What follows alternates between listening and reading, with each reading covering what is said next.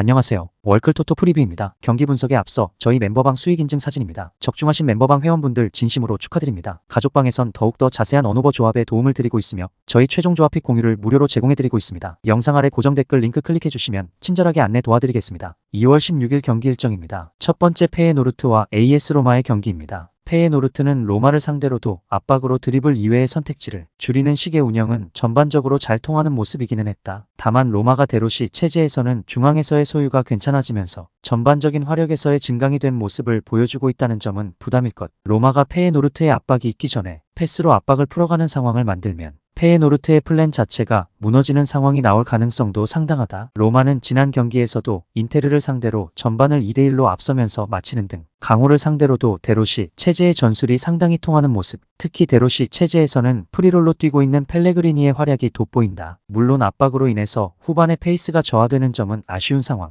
UEL에서도 실점한 모든 골이 후반에 나오기도 했다. 물론 지난 경기에서는 수중전으로 인해서 체력의 누수가 더 가속화된 경기를 치르기는 했지만 실점 위험이 후반에 나올 가능성은 배제하기 어렵다. 오버가 1순위가 될 듯 로마의 볼 소유나 중앙에서의 힘이 강호에게도 통한다는 점이 확인된 이상 로마의 승리를 기대해도 큰 문제는 없을 것으로 보이지만 결국 압박으로 인한 후반전의 리스크는 무리뉴 체제에서의 UEL 경기에서도 보이는 단점이었다. 두 번째 갈라타사라이와 스파르타 프라하의 경기입니다. 갈라타사라이는 리그에서는 완벽한 밸런스를 보여주는 편이다. 다만 갈라타사라이의 UCL 성적은 전반적으로 다득점 다실점. 일단 강호들을 상대로는 갈라타사라이도 수비적인 밸런스까지 챙기는 것은 어려운 기색이 크다. 다만 상대의 빌드업을 저격하는 양상이나 압박으로 바이언을 상대로 밀어붙이는 운영을 해서 경기력으로 압도하는 등 공격적인 장점은 UCL에서도 유효한 모습이 보인 것은 사실이었다. 스파르타 프라하의 약점은 원정에서의 성적. 리그에서도 제법 좋은 페이스를 보여주고 있지만 원정에서의 경기력이 조금은 하락하는 양상인데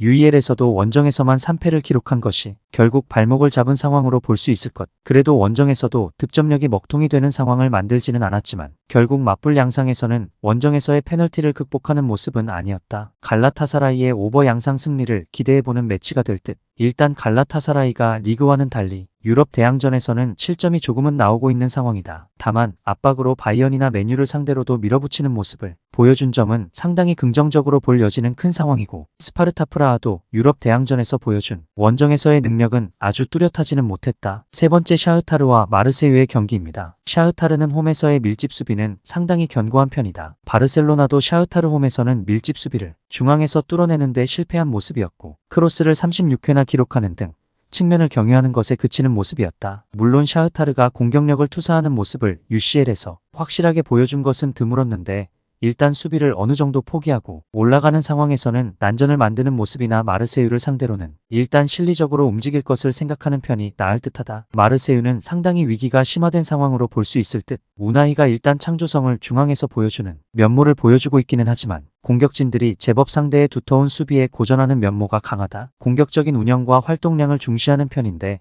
오히려 이 페이스가 UCL이나 UEL을 가리지 않고 후반의 수비적인 문제로 이어진다는 점도 감안해야 할 듯. 생각보다는 샤흐타르가 할만한 경기가 될 것으로 보이는 매치다. 홈에서 밀집 수비를 구성하는 상황에서는 바르셀로나도 중앙에서 무언가를 만드는데 실패한 모습. 마르세유의 공격적인 스타일이 최근 잘 통하고 있는 상황도 아니고 오히려 에너지 레벨을 쥐어짜내는 상황에서 후반전의 페이스 저하로 이어지는 경우가 잦은 모습이다. 네 번째 영보이스와 스포르팅의 경기입니다. 영보이즈는 UCL에서는 상대가 너무 강했던 탓도 있지만 리그에서 보여주는 티오피독 운영을 상당히 어려워하는 양상이 있었다. 최대한 시퀀스를 줄이면서 다이렉트하게 이어가는 양상. 일단 스포르팅도 중앙에서의 주도권을 쥐는 데는 일가견이 있는 편이라 영보이즈가 일단 주도권을 내주고 끌려다닐 가능성이 높을 것. 다만 속공 상황에서도 맨시티나 라이프치히를 상대로 득점을 어느 정도 보여주는 등 공격력이 아주 막히는 모습은 아니었다. 스포르팅은 중앙에서의 주도권을 잡은 상황에서는 잘 지는 팀은 아니다. 다만 리그에서의 전반적으로 압도적인 양상을 UEL에서는 원정에서 잘 보여주는 모습은 아니었던 것이 사실. 1승 2무를 기록하면서 무패는 기록했지만 결국 이긴 경기에서도 선제골을 허용하고 끌려다니다가 두 골을 후반에 넣고 겨우 역전을 기록하는 모습. 유럽 대항전의 원정 경기에서는 리그만큼의 압도적인 모습을 기대하기는 어려울 수도 있다. 오버 양상의 무승부를 기대해도 좋을 듯. 영보이즈가 스포르팅에게 주도권을 빼앗길 가능성은 아주 높지만 속공 상황에서도 그다지 득점력에서의 큰 손실은 없는 모습. 리그와는 달리 스포르팅이 UEL에서는 원정에서 압도적인 모습은 아니었다. 그래도 중앙에서의 주도권을 쥔 상황에서는 스포르팅이 잘 안 지는 성향이 있다는 점은 감안해야 할 것. 추천 배팅 드립니다. 가족방 입장은 고정 댓글 확인하시고 문의 주시면 실시간으로 무료 조합픽 받아보실 수 있으십니다. 오늘도 유익하셨다면 구독과 좋아요 부탁드립니다. 다음 분석 영상으로 또 뵙겠습니다. 시청해주셔서 감사합니다.